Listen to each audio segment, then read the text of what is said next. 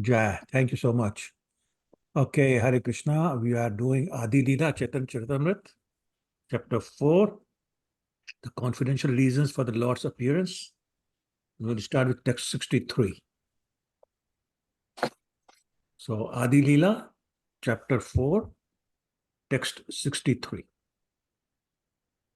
Okay.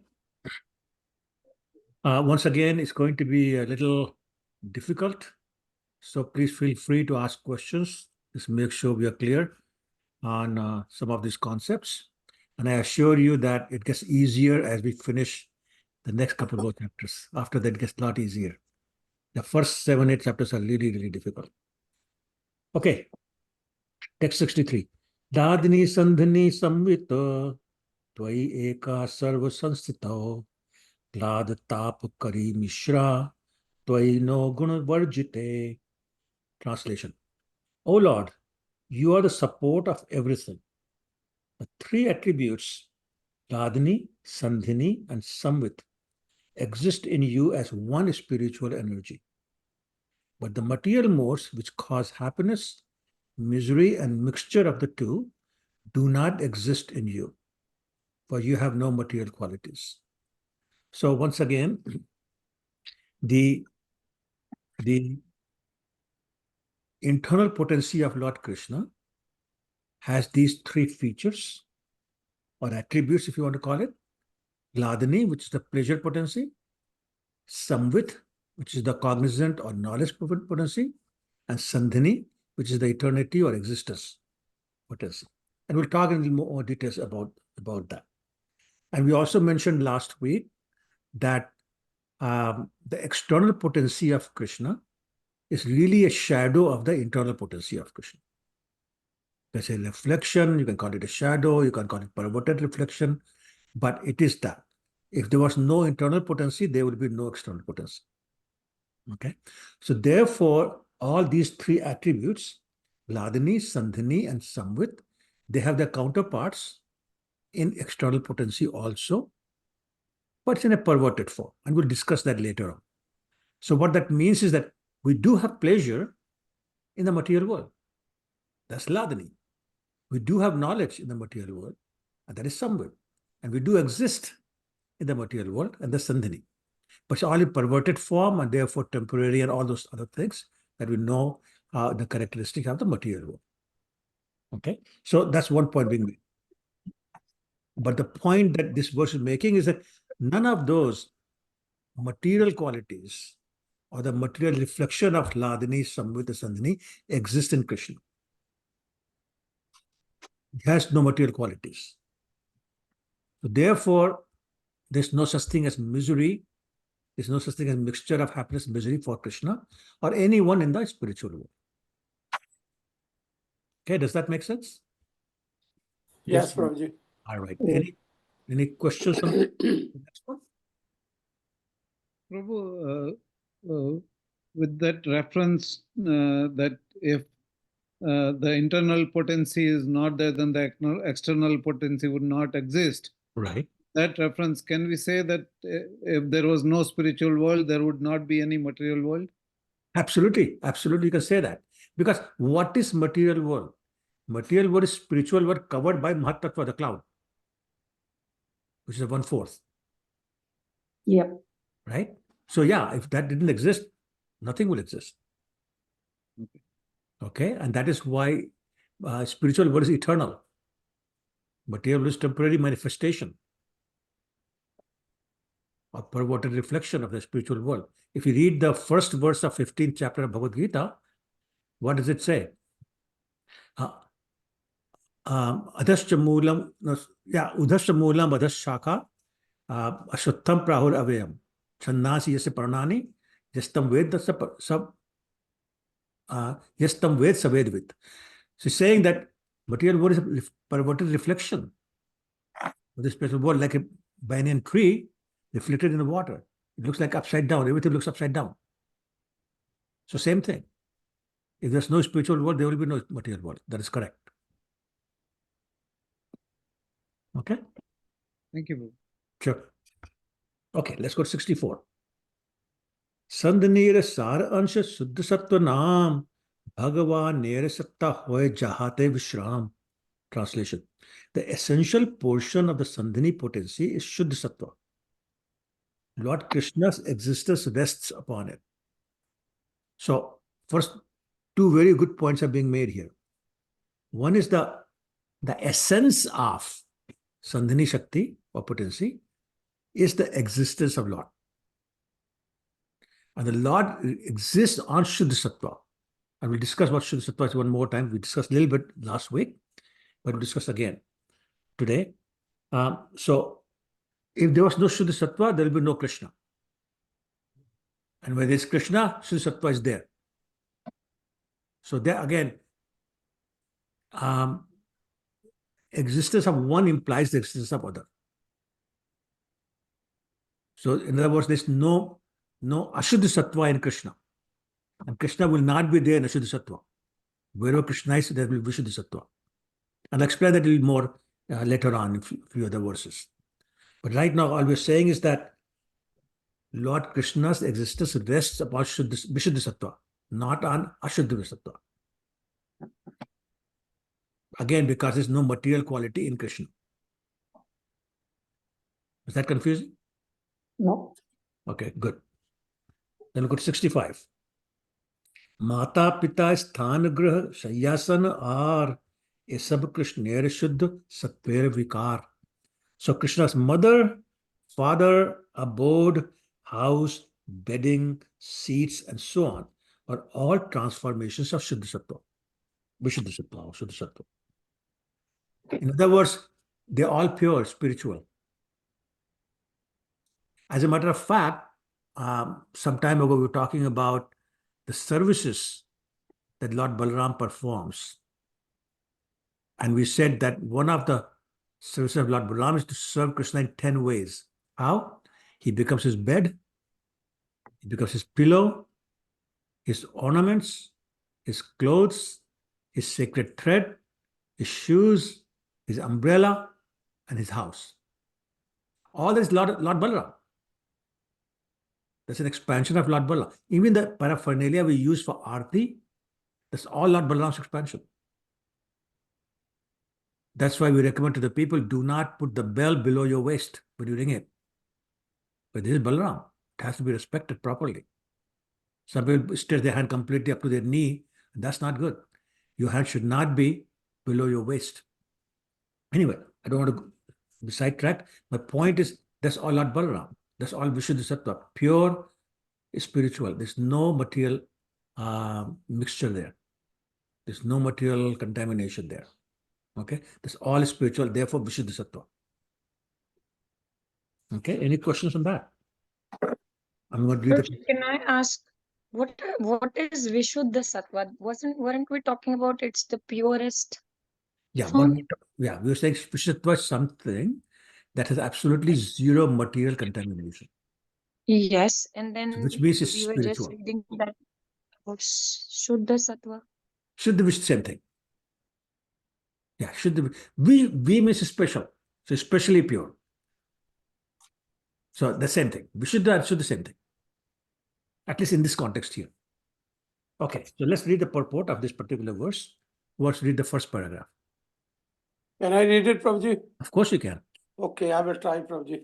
Purport. Lord Krishna's father, mother, household, and household affairs are all displayed in the same Vishuddha Sattva existence. A living entity situated in the status of pure goodness can understand the form, qualities, and other features of the Supreme Personality of Godhead. Krishna consciousness begins on the platform of pure goodness.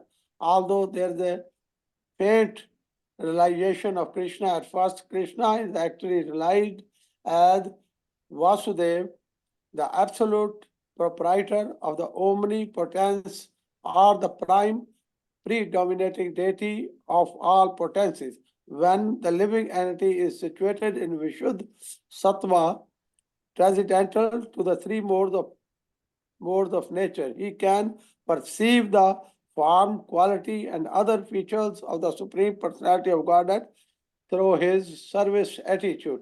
The status of pure goodness is the platform of understanding for the Supreme Lord is always in spiritual existence. Thank you, Prabhu. So this is a very important purport.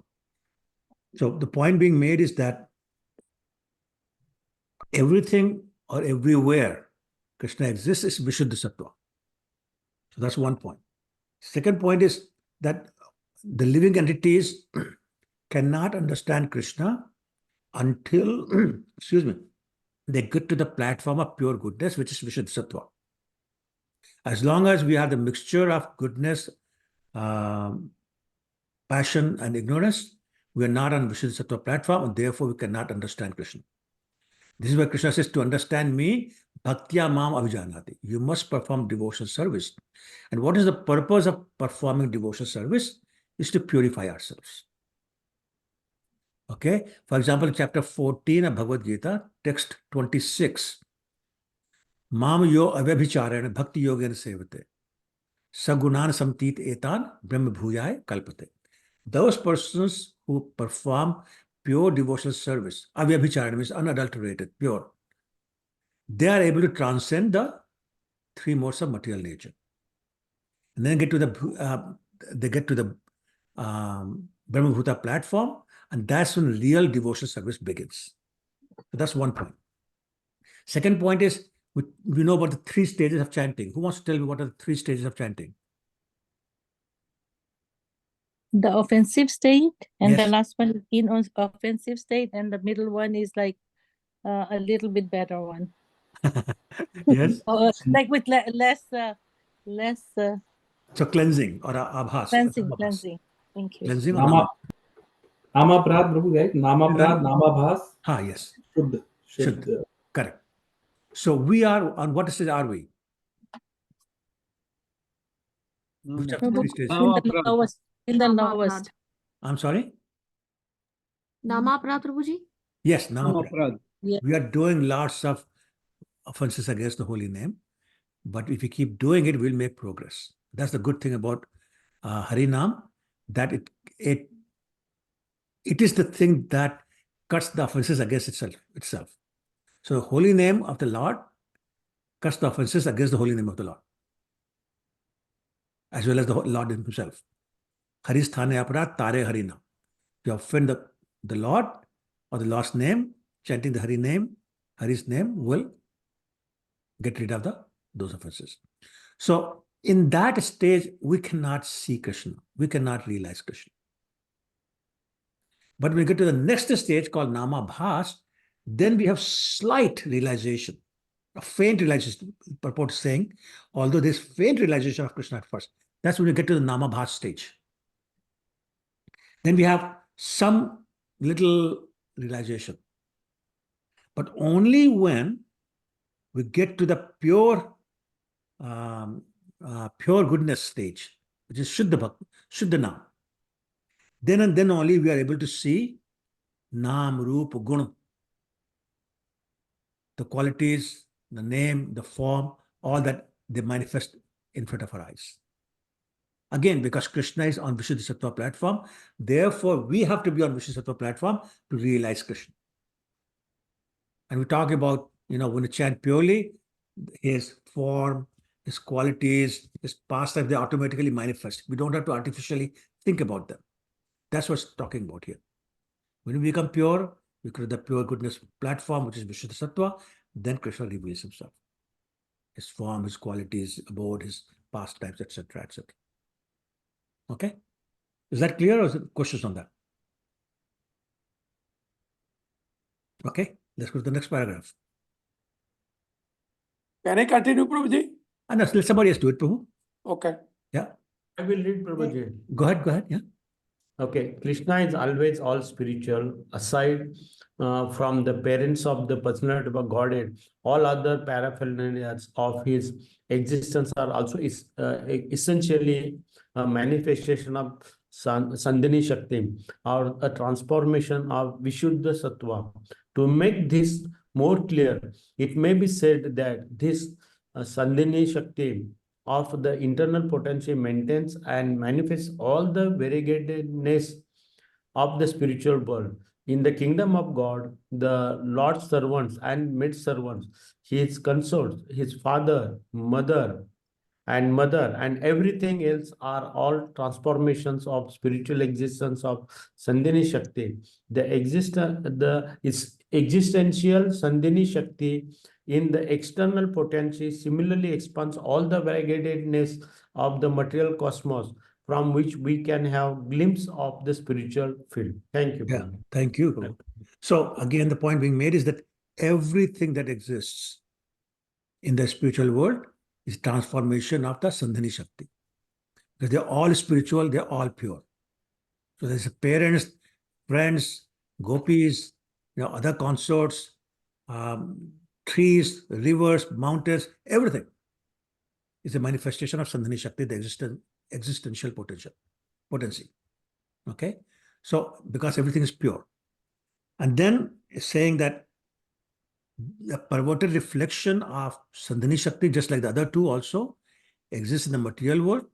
And that is why we get the variety of things in the material world. So we also, in the material, we have the flowers, with the rails, the mountains, the rivers, people, different colors, everything exists in the material world also, which is a reflection of the spiritual world.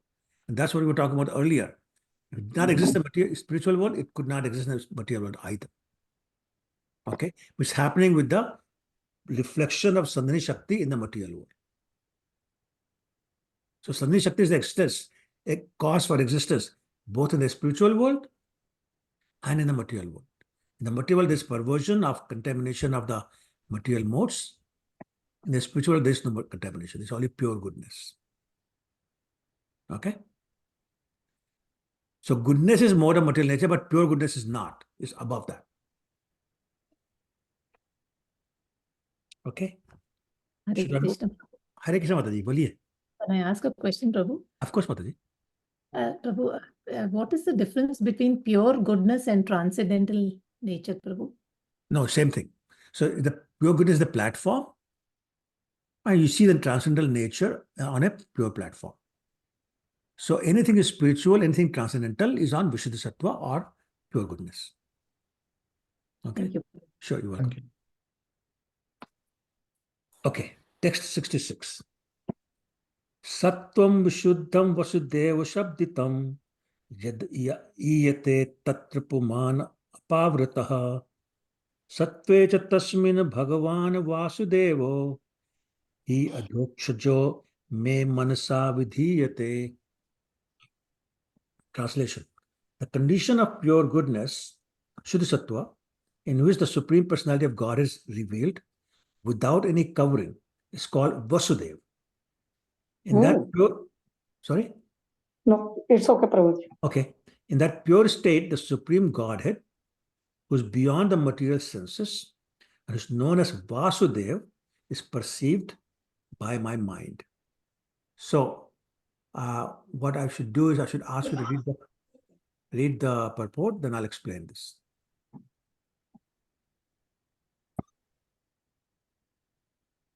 I can read, Prabhu. Of course, please do, yeah. This text from Srimad Bhagavatam 4.3.23, spoken by Lord Shiva, when he condemned Daksha, the father of Sati, as an opponent of Vishnu, confirms beyond a doubt that Lord Krishna, his name, his fame, his qualities, and everything in connection with his paraphernalia exists in the Sandhini Shakti of the Lord's internal potency. Correct. So here, the few words that I want to talk about, one is Vasudev, that is Vasudev, and I want to make sure everyone is clear on the definition of those two. And also there's another word in the verse itself, second line, last word, apavrata. And as you can see in the meaning, where is it? Apavrata means without any covering. Do you see that? Yes, no? Yes. Okay, all right. So I'm going to talk about those three words more to help you understand these three things. So first first point I want to make is about the soul itself. Sometimes we get confused. We talk about pure soul, impure soul, and all that, but there's no such thing as impure soul. The soul is always pure and is uncontaminated by any material attachment. But because we start to identify with the body, in other words, we start thinking soul is same as body, that misunderstanding causes the material contamination in the consciousness, not in the soul itself. Soul can never be contaminated because why is it that? Somebody tell me, why can soul not be contaminated? What is the reason? Because it's a part of Paramatma. Yeah. It is a Yeah, very close, because spiritual. Spiritual. Spiritual cannot be contaminated. Only material can be contaminated. Okay? So because of that misunderstanding that I'm this body, the consciousness becomes contaminated. And we forget who we are, our identity. We forget our original constitutional position. But as soon as we become fully Krishna conscious, which means we now come to the pure goodness state, or we can say we are fully Krishna conscious, then we regain the purity of our consciousness. Then we remember our original constitutional position. As Arjun said in chapter 18, text 73, what did it say? Nashto moha smriti labdhva tat prasadat me achita sthito asmi gat sandeha karishye vachanam tav. Sthito asmi means now I'm situated back in my constitutional position of your servant who's willing to accept any instruction from you, because that's what servant does, accept any instruction. At that point, Arjun is situated in Shuddha Sattva, pure, fully conscious of pure state, pure state of goodness. And the soul does the same thing. And at that point, it becomes, as I was quoting from 1426 Bhagavad Gita, it's transcendental to the material qualities. Sagunan samtiti eta. It's transcendental to the material qualities.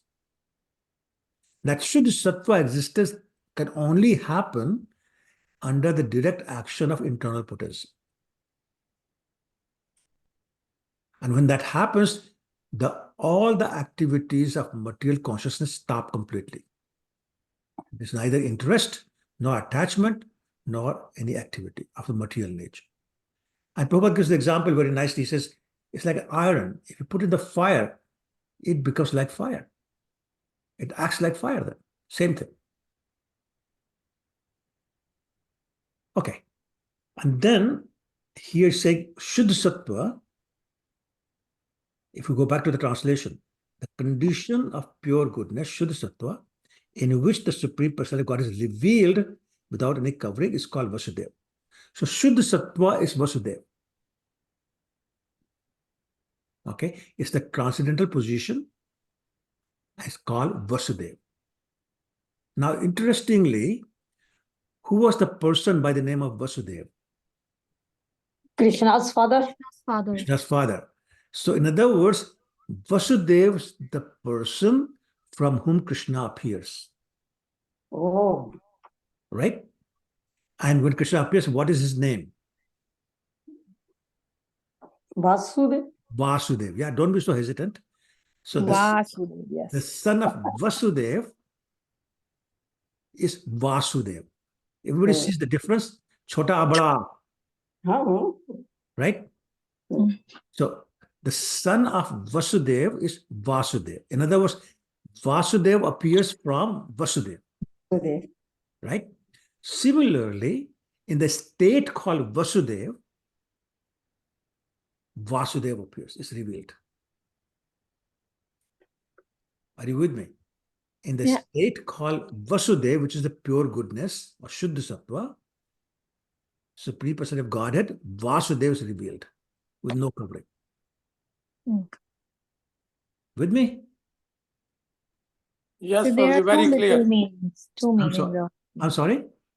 So there are two meanings of Vasudev. One is the No. noun and one other is the adjective. Okay, so other is not meaning because that's just a name. Name is not a meaning. Yeah. Hmm. Okay, so Vasudev is a And state. Vasudev. It happens to be the name of a person also.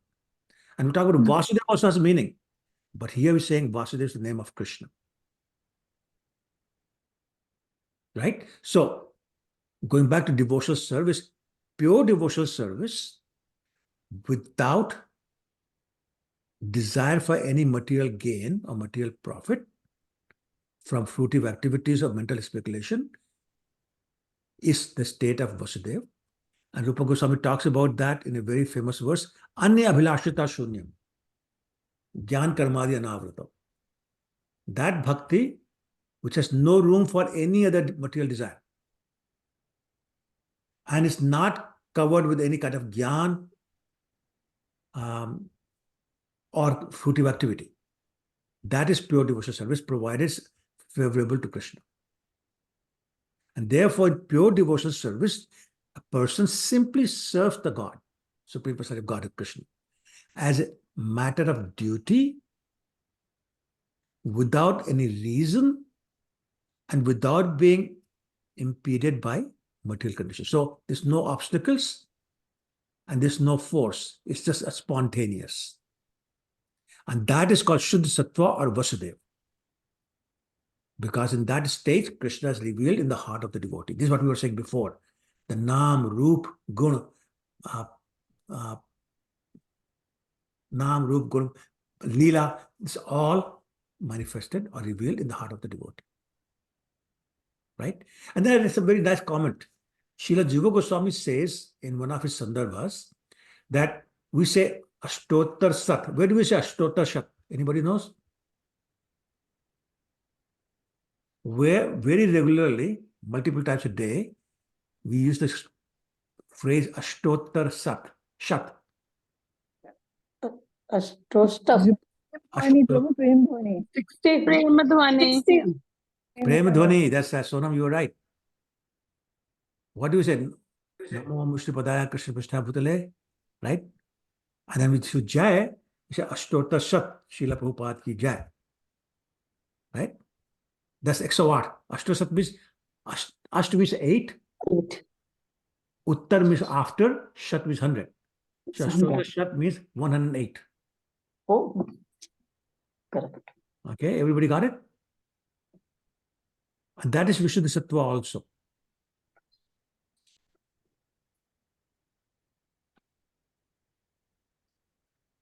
Okay? Because, why? Because spiritual master is situated in Shuddha Sattva or the transcendental state of Vasudeva. Okay? Now, there's another meaning of the word Vasudeva. Vasudeva also means one who's everywhere, all pervading. Okay? So we want to get to the Vasudeva stage so we can realize and understand Vasudeva and then surrender to Vasudeva. All right? So just repeating myself, Vasudeva is the ground where Vasudeva, the Supreme God, is revealed. And when we are situated in Vasudeva state, which is pure Krishna consciousness, Krishna reveals himself. Are you with me? Yep. Yes? Prabhu. Yes, Prabhu. Sorry, Chandramataji? Yes, Prabhu. Yes, Prabhu. Okay, good. All right. Thank you. Okay. Then there's this word apavrata that caught my attention. Once again, if you look at the verse, second line, last word. Apavrata, which means without any covering. Okay, so I'm talking about the action of the internal potency, specifically Sandhini Shakti, is saying is free from any covering. Why? Because just like the Lord, his name, form, quality, etc., is transcendental, so is this internal potency, and therefore is beyond any material nature, any material covering. And this is why we cannot understand Krishna's. Can you mute yourself, please? And this is why we cannot understand Krishna's name, form, quality, paraphernalia, etc. with the material senses. Ataha Shri Krishna Namadi na bhavet graham indriya. In Nectar of Devotion, he says that from our material senses we cannot understand. But when we purify the senses through the process of devotional service, then by pure senses we can see Krishna without cover. So Rishikesh Sevanam, you may recall the verse from Nectar of Devotion.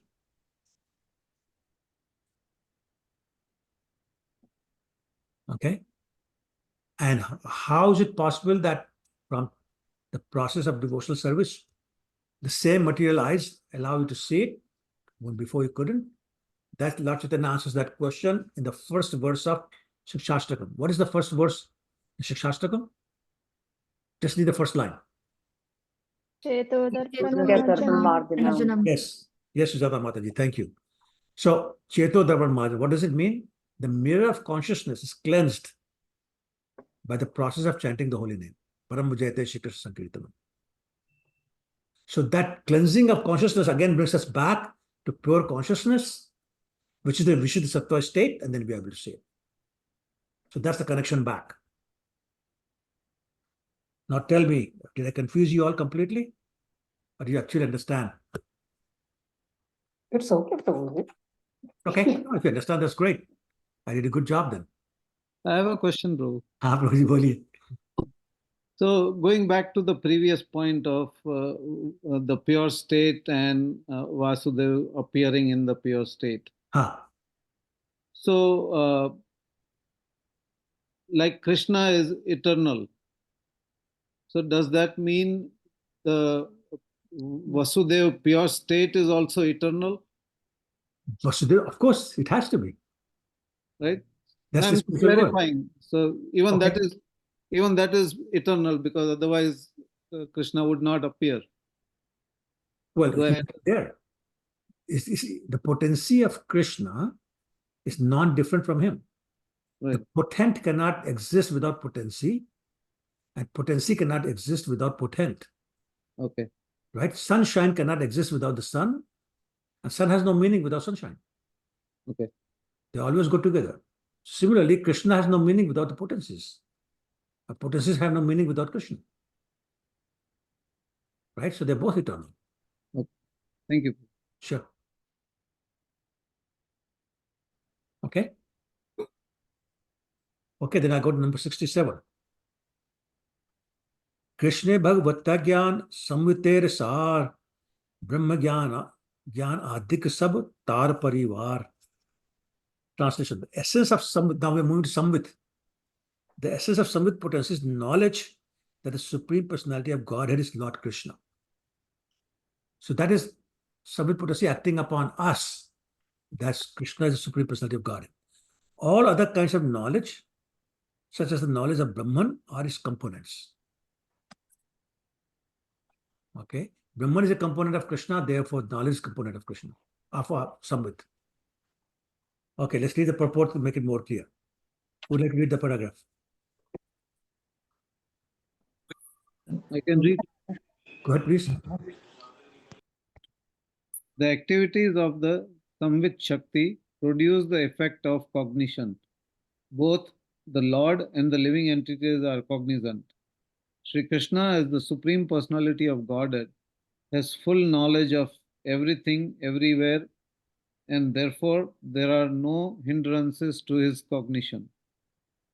He can have knowledge merely by glancing over an object, whereas innumerable impediments block the cognition of ordinary living beings.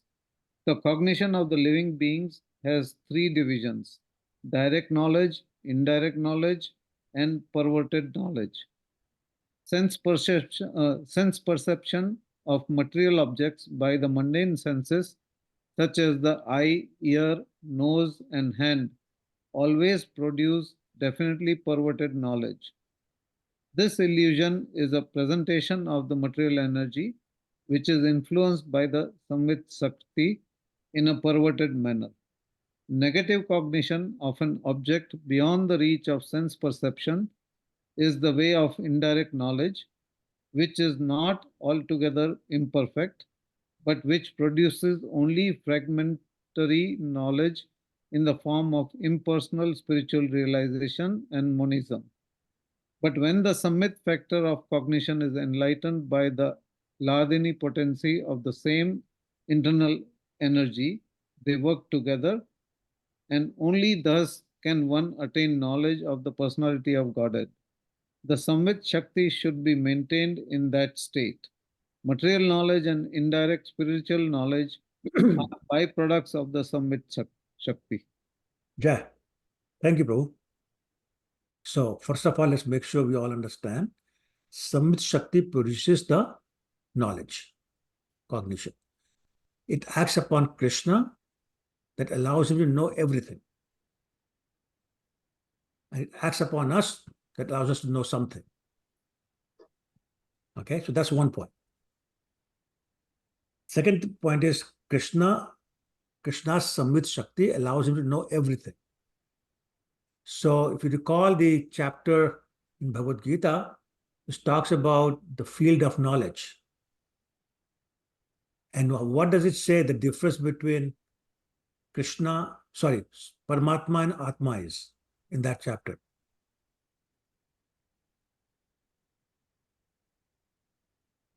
The difference between Paramatma and Atma in terms of the field of knowledge.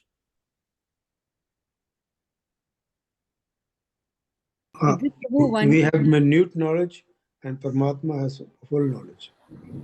Okay, you're close. I was hoping to hear a little bit different, but you're close, very close. Sorry, Atma only knows about own body, but Paramatma knows about everyone. That's exactly right. That's what Krishna says in Bhagavad Gita. That we, the soul, know only about our body. That's our field of knowledge. But Krishna knows about all bodies. Vedaham samtitani vartamani chadana bhushyani bhutani mam tu veda kashyam. He knows everybody. So anyway, so that's point being made here. Krishna knows everything. Whereas we have many impediments. Let's talk about some of the impediments we have in gaining knowledge. So Our senses are imperfect. Yes, our senses are imperfect. Absolutely right. So actually, that's the main one that causes many subcategories of the impediments. Short-term memory. Yeah, short-term memory. That's part of imperfection, right? Okay, we have tendency to cheat. Okay, yeah. Oh, what else? There was more things. False ego. I'm sorry? False ego. False ego. So, okay, yeah, okay, that can be impediment, yeah. Our senses are limited. Yes. They're limited, absolutely right. That's again part of imperfection. So again, talking about different varieties of imperfection. But if we had to use just one sentence, yes, our senses are imperfect. And the other one is we are affected by Maya. So in those two, I think everything is included. So what happens? Let's talk about the story of four blind men who were asked to describe an elephant simply by touching it. You all know the story probably. Yes. Anyway, the one man touched the legs and said it's like a pillar. Okay. Other man touched the trunk and said, oh, it's a very flexible tube.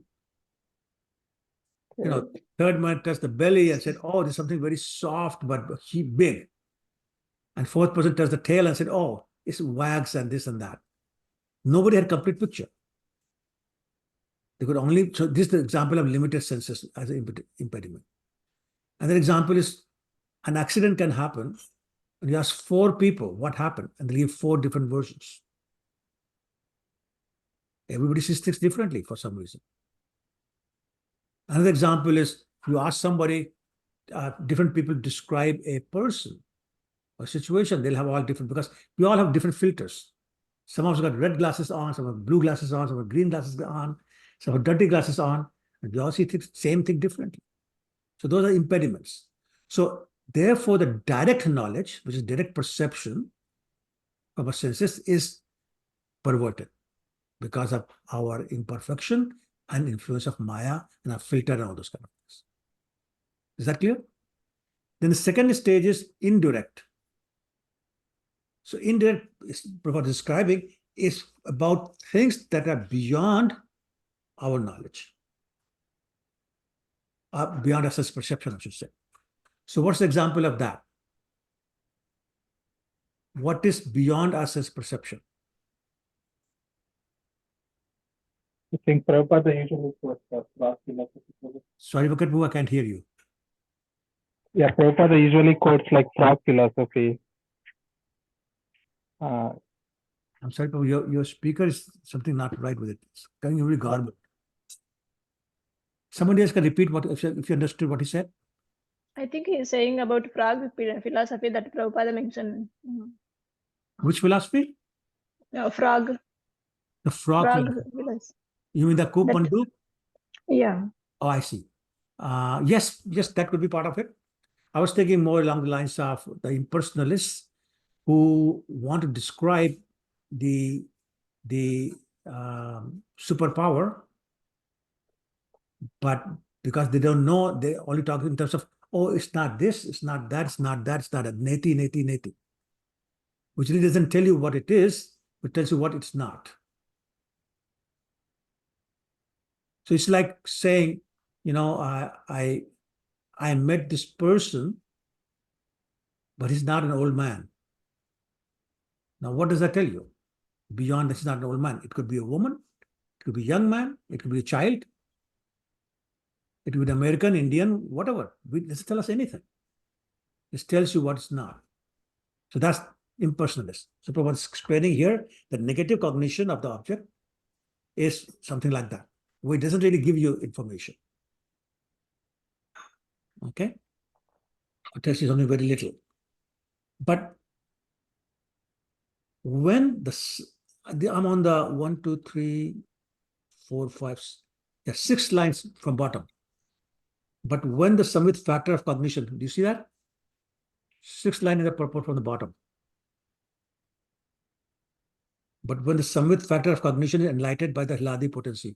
Everybody see that? Yes, Prabhuji. Okay. So let's read that. But when the samvit factor of cognition is enlightened by the Hladini potency of the same internal energy, they work together and only thus can one attain knowledge of personality of Godhead. In other words, just knowledge is not going to tell you, Gyan is not going to tell you who Krishna is. It's only when Gyan is mixed with the pleasure potency of Krishna, in other words, prem, then and then only you know who Krishna is. So combination of knowledge potency and pleasure potency has to be there for us to really understand who Krishna is. Otherwise, we see impersonal form, we see something else, but not real Krishna. That's what it is said, the yogis cannot know Krishna, Gyanis cannot know Krishna, but the gopis can. Okay?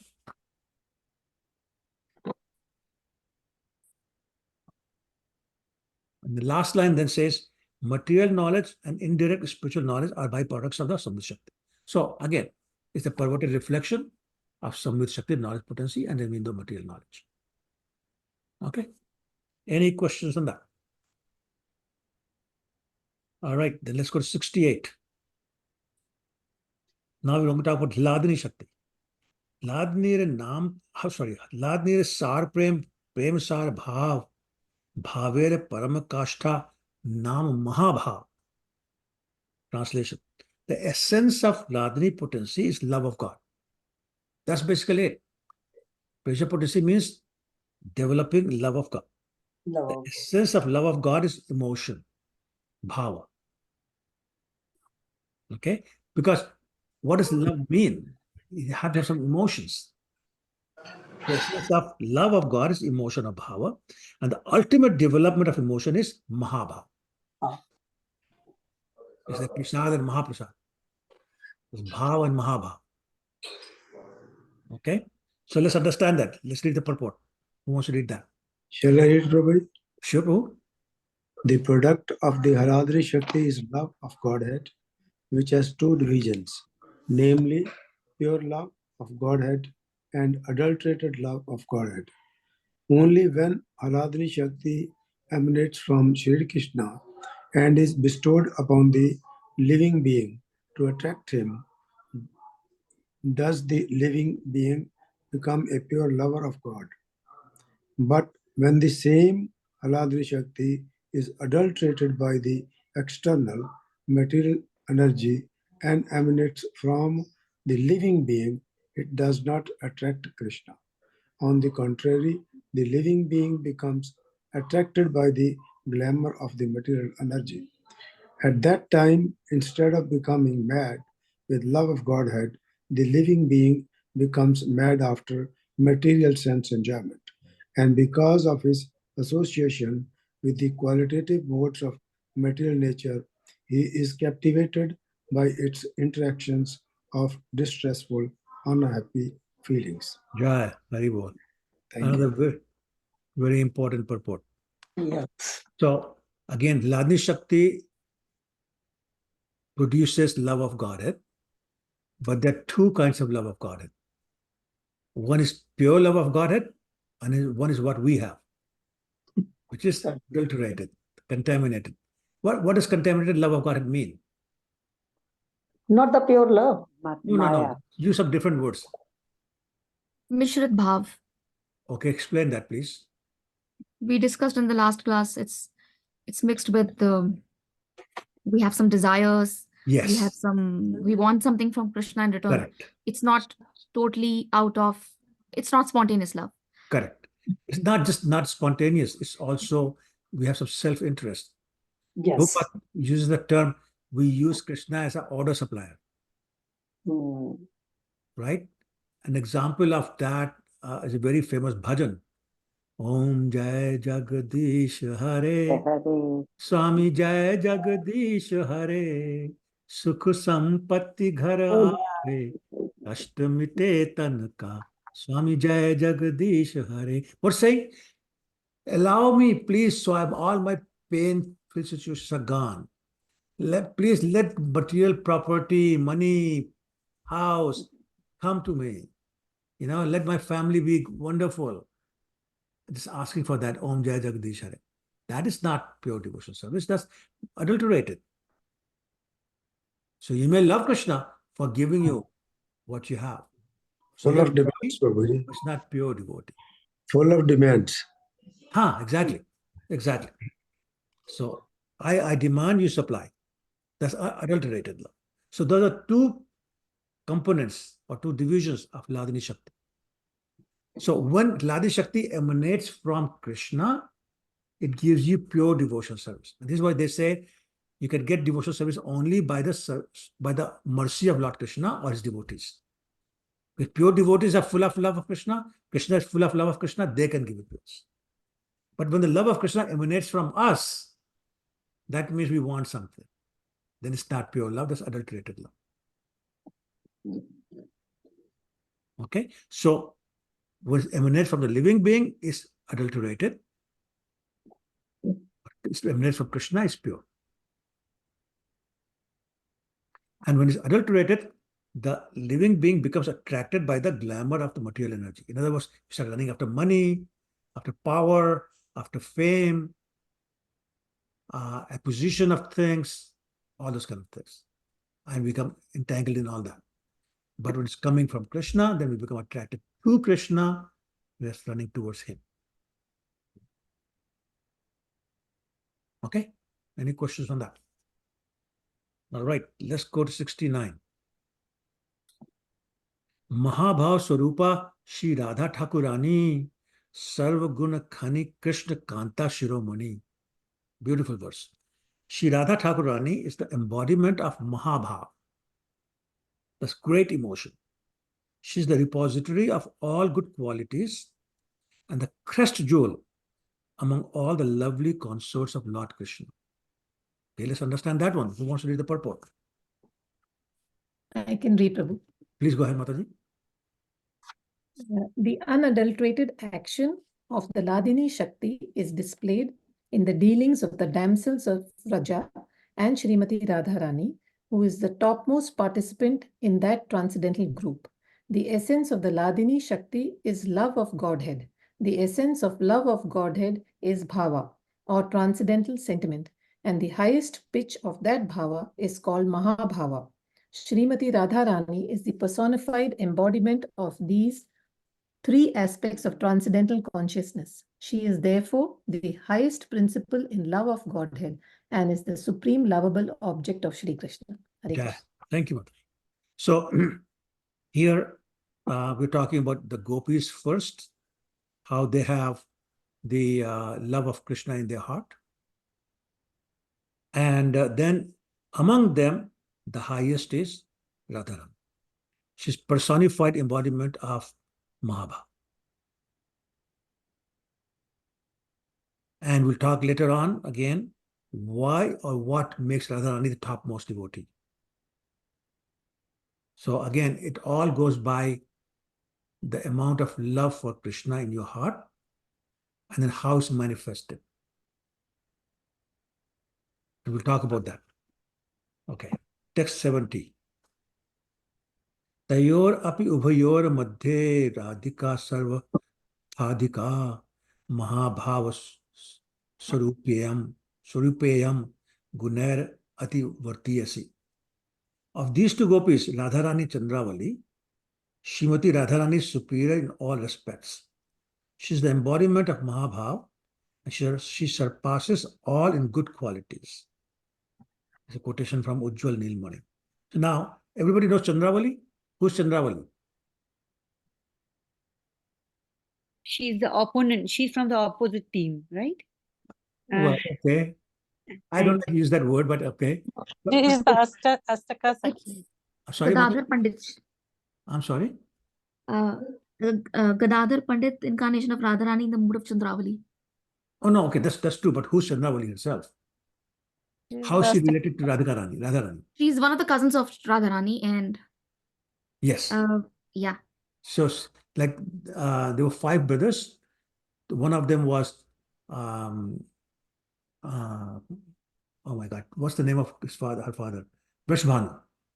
So Vrishbhanu was the father of Radharani. One of his brothers was Chandrabhanu, whose daughter was Chandravali. So first cousin of Radharani. But Krishna kind of created 2 camps because he started going to her and to her.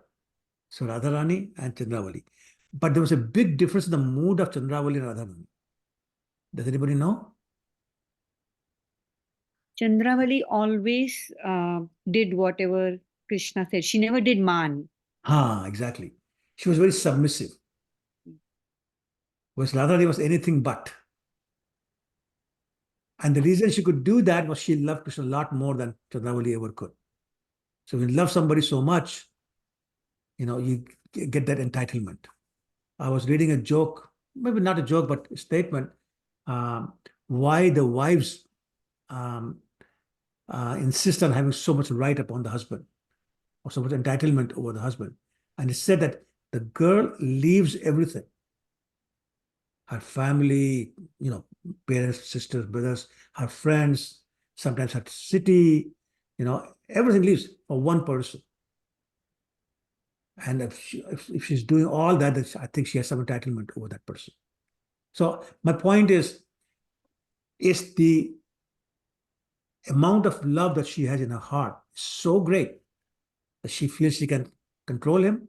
And we'll talk about how Krishna is so much attracted to Radharani and why. We'll talk about that later on. But my point is at a very high level is the degree of love that she has in her heart that allows her to control Krishna. That allows her to do the man and everything. And Krishna not just tolerates it, but Krishna enjoys that. Okay? One of the pleasures of Krishna is to manao Radharani, basically to appease her when she's angry. Okay? Let's do 71. Krishna prema bhavit jar chittendriya काय Krishna nij shakti radha kridar sahai. Translation. Her mind, senses, and body are steeped in love for Krishna. She is Krishna's own energy, and she helps him in his pastimes. The mind, senses, and body, what's left? Steeped in love for Krishna. She's Krishna's own energy, the personification of Ladini potency, and she helps him in his pastimes. So Lila Shakti and all that, we'll talk about that later. Purport, who wants to read the first paragraph? Can I read, Prabhuji? Of course you can. Srimati Radha Rani is as fully spiritual as Krishna. No one should consider her to be material. She is definitely not like the conditioned souls who have material bodies, gross and subtle, covered by material senses. She is all spiritual, and both her body and her mind are of the same spiritual embodiment. Because her body is spiritual, her senses are also spiritual. Thus, her body, mind, and senses fully shine in love of Krishna. She is the personified Haladini Shakti, the pleasure-giving energy of Lord's internal potency, and therefore she is the only source of enjoyment for Sri Krishna. Yeah. Now starting to talk a little bit about Radharani's glories. So first point is, nobody can be with Krishna unless on a spiritual platform, Vishuddha Sattva. So everything about Radharani is spiritual. Her mind, her senses, her body, everything. She is the potency of Krishna, Ladini Shakti personified. Therefore, she is non-different from Krishna. Right? We talked, I think, a week or 2 weeks ago, how Krishna was one, then became two to enjoy. That's how Radharani appeared. And she's the only source of enjoyment for Shri Krishna.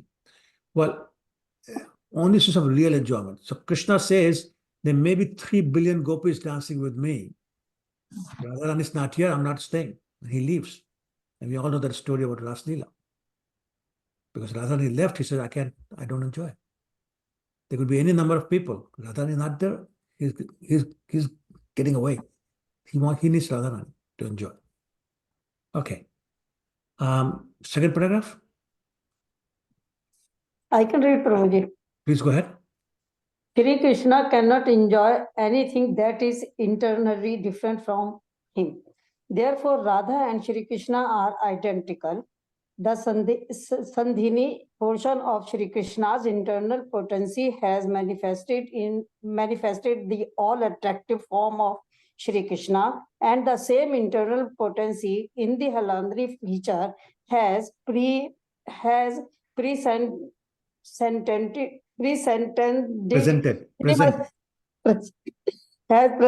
Srimati Radha Rani, who is the attraction for the all attractive. No one can match Srimati Radha Rani in the transcendental pastime of Shri Krishna. Right. So again, making the same point, internally non-different from Krishna, because Krishna cannot enjoy anything that's internally different from him. She is the main attraction for the all-attractive Krishna.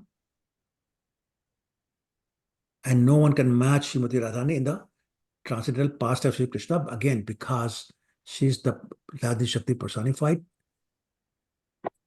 one with Krishna, and therefore there's no match. Again, this will be all explained much more detail later on. 72. This is from Brahma Samhita. Who knows how to read Brahma Samhita? I can read, Prabhu. Oh, go ahead, please. Ananda chinmaya rasa pratibhavitabi tabirya eva nijarupataya kalabi goloka eva nivasatya kalatma bhuto govindamadi purusham tamaham bhajami. Thank you. Thank you. You did a lot better than I could ever do. So I appreciate that. Translation. I worship Govinda, the primeval Lord, who resides in his own realm, Golok, with Radha, who resembles his own spiritual figure and who embodies the ecstatic potency, Ladini. Their companions are her confidants, who embody extensions of her bodily form and who are imbued and permeated with ever blissful spiritual rasa. So now Brahma here is talking about not just Radharani, but also all the gopis and the queens of Dwarka and Lakshmis and everybody. And he's basically saying they're all spiritual, they're all expansions of Radharani, who's an expansion of Krishna himself. And they're all imbued and permeated with ever blissful spiritual rasa, which is the love of Krishna in their heart. Okay, text 23. Krishnere karai jache ras aswadan Rilara Sahaya Jache Shuna Vivaram. Now please listen to how Lord Krishna's consorts help him taste rasa and how they help in his pastimes. Text 74, 75. Krishna Kanta गण देखी त्रिविध प्रकार एक लक्ष्मी गण पुरे महिषी गण are विजांगना रूप are Kanta गण सार शिराधिका है ते कांता गणेर विस्तार. The beloved consorts of Lord Krishna are of three kinds: the goddesses of fortune, Lakshmis, the queens of Dwarka, and the milkmaids of Vraja, Gopis, who are the foremost of all. These consorts all proceed from Radhika. In other words, the Lakshmis, the queens of Dwarka, and the Gopis of Vrindavan, they are all expansions of Radharan. So it's all Radharan. Remember, we earlier were talking about how everything is Lord Balaram. Right? The paraphernalia, house, parents, Clothes and everything. everything. Balaram. Yes. Here, now we talk about the females, they're all expansions of Radha. Srimati Radha Rani. Yes. Okay, so let's study further. 76. Avatari Krishna jaise kare avatar, Anshini Radha hai te tin ganere vistar. Just as the fountainhead, Lord Krishna is the cause of all incarnations. So Krishna is the source of all incarnations, right? Starting from Balaram to Narayan to Chaturvyu, all the Purusha avatars and all the other Vishnu Tattvas, right? In Bhagavad Gita, chapter 10, text 8, what does Krishna say? Aham sarvasya prabhuva, matta sarvam pravartate. Everything is coming from me. This is the fountainhead of all things. So Shri Radha is the cause of all these consorts. Similarly, Radha Rani is the Anshi, or the source of all these three consorts: the Lakshmis, the queens, and the gopis. Okay? They're all Radha Rani's expansions. Okay, 77. Vaibhava Ganajyan Tar Anga Vibhuti Vishwa Pratibimba Roop Mahishir Tati. The goddesses of fortune are partial manifestations of Srimati Radha, and the queens are reflections of her image. Okay, so the goddess of fortunes are the partial manifestation, or you can call avatar of Srimati Radha Rani, and the queens are the reflection of her image. Okay, we'll explain that further. 78. Lakshmi Gana Tar Vaibhav Vilas Ansharup Mahishi Gana Vaibhav Prakash Swarup. So now things a slight difference. The goddesses of fortune are plenary portions, and they display the forms of Vaibhav Vilas. The queens are of the nature of her Vaibhav Prakash. The difference between Vilas and Prakash is that Vilas, there's basically no difference. Prakash, there's some difference. Like Balaram is Prakash, his color is different, otherwise same. Difference between Krishna and Balaram is color only. But when Krishna expanded in the Ras Lila, there's no difference. Similarly, when Krishna expands 16,108 times in Dwarka, there's no difference. So one is Vilas, one is Prakash. Okay, don't get too much worried about that. It's just terminology, we'll never use it again. But just so you understand. Okay, 79. Akar Swabhav Bhed Bij Devi Gan Kai View Rupatar Rasera Karan. The Bij Devis have diverse bodily features. So there's some difference. They are expansions and are instruments for expanding rasa. They're there simply to increase the rasa, the mellows, the enjoyment for Krishna. That's the sole purpose in life. Okay? Text 80. Bahukanta binan hai rasere ullas, lilar sahai lagi bahut prakash. Without many consorts, there's not much exaltation in rasa. Therefore, there are many manifestations of Srimati Radharani to assist in the Lord's pastimes. So, Krishna is infinite. His pleasure is infinite. So he needs infinite sources for pleasure. So one won't do. He needs many. And that's why there's so many gopis. To increase his love, to increase his mellow, to increase his taste, to increase his enjoyment, to increase his ecstasy. He needs so many. Okay? 81. तार मध्य ब्रजे नाना भाव रस भेदे कृष्ण के कराए राधा रासादिक लीला स्वादे. Among them are various groups of consorts in Vraja who have varieties of sentiments and mellows. They help Lord Krishna taste all the sweetness of the rasa dance and other pastimes. Okay, let's read the purport because this is a very important verse. I can read it, Prabhu. Please go ahead, yes. As already explained, Krishna and Radha are one and two. They are identical. Krishna expands himself in multi-incarnations on plenary portions like the Purushas. Similarly, Srimati Radha Rani expands herself in multiple forms as the goddesses of fortune, the queens, and the damsels of Vrija. Such expansions from Srimati Radha Rani are all her plenary portions. All these womanly forms of Krishna are expansions corresponding to his plenary expansions of Vishnu forms. These expansions have been compared to reflected forms of the original form. There is no difference between the original form and the reflected forms. The female reflections of Krishna's pleasure potency are as good as Krishna himself. Right. Hare Krishna. Thank you, Prabhu. So, again, if you look at a mirror, what's the difference between you and your reflection? No difference. No difference. Except maybe left, right, but otherwise no difference. If you open your mouth, the reflection opens your mouth. You shut one eye, the reflection shuts one eye, and so on and so forth. No difference. And therefore, there's no difference really between the gopis and Radharani. They are the plenary. The word plenary, who knows the meaning of the word plenary? Direct, does it mean? I don't know. I'm sorry? I'm sorry? Direct No. expansion. Swanch, his own Sorry? expansion. I'm sorry? Swanch, plenary expansion. Which No, carries the full potency of the original. Correct. That's the word.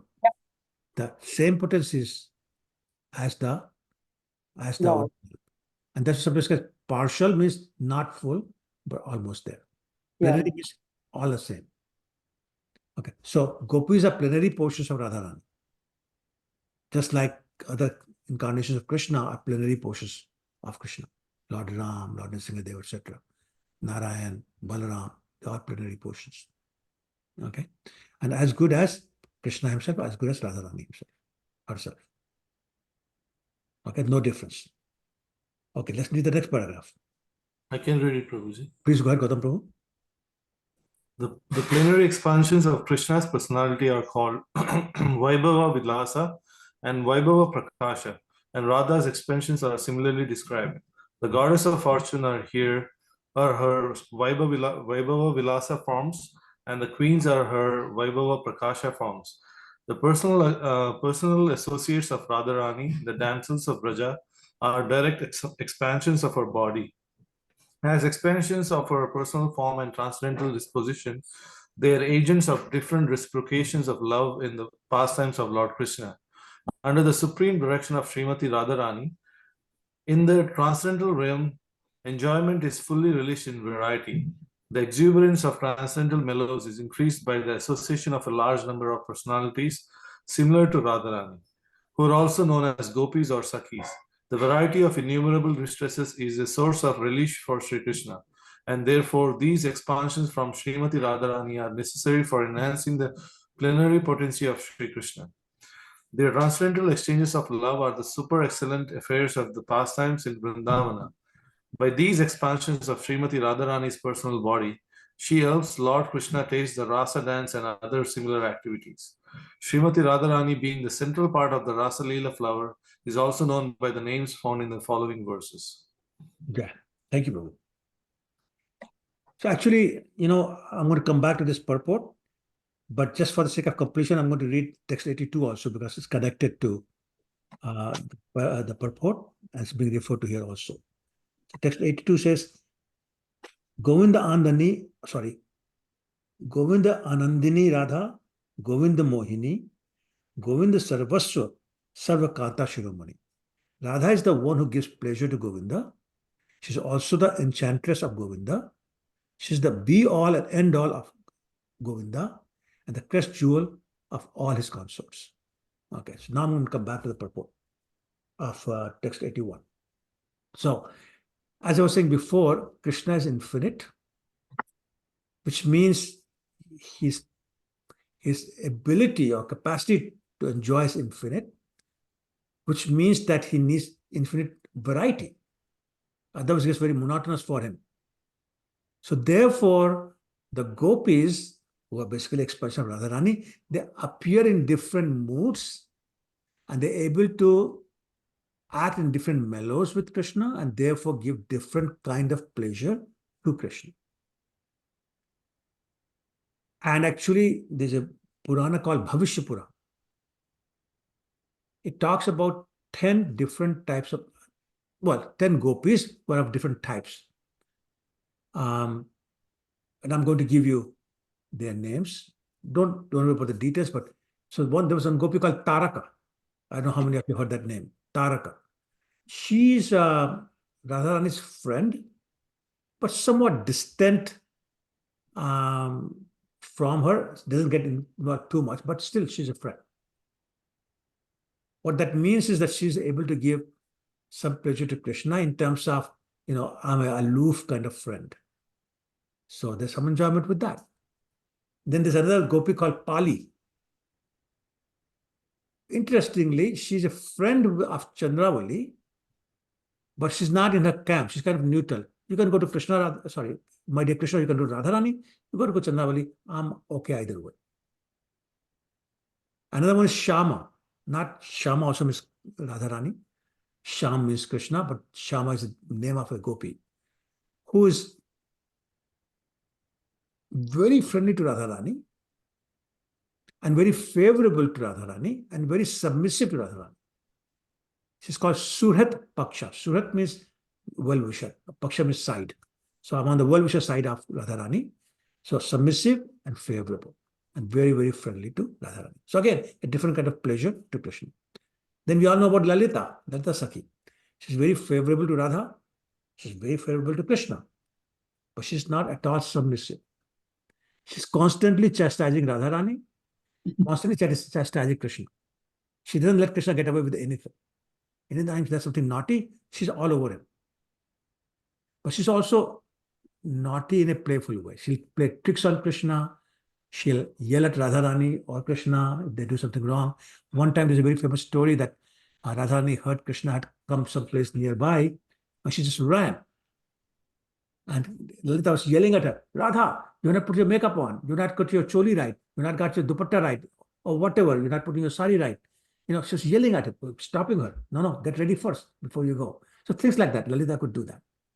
And of course, Radharani herself has her own moods, her own mellows, her own way of loving Krishna. So there's 5 of them with different moods, different mellows, different habits, just to give different variety of pleasure to Krishna. And then there are others. There's one under the name of Gopali, which is a head of the group that's very friendly to Chandravali. Then there's Dhanya. She's one of the gopis who did not get married. Other gopis got married. She did not get married. We all know about Vishakha. Some of us must know about Dhanishta, who was a friend of Lalita, but also a personal servant of Yashoda Maiya.